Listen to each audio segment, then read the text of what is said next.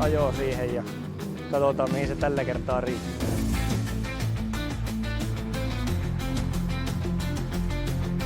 Eilen oli auton kanssa vähän ongelmaa, että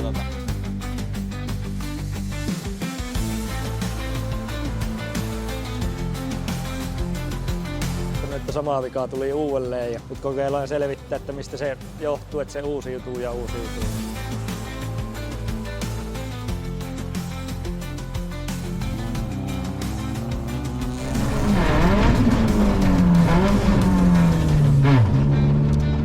huono viikonloppu. Ei voinut, koko ajan vastusti joku. Meinaisin sanoa, että ralli on paskaa parhaimmillaan, niin tässä sen näkee.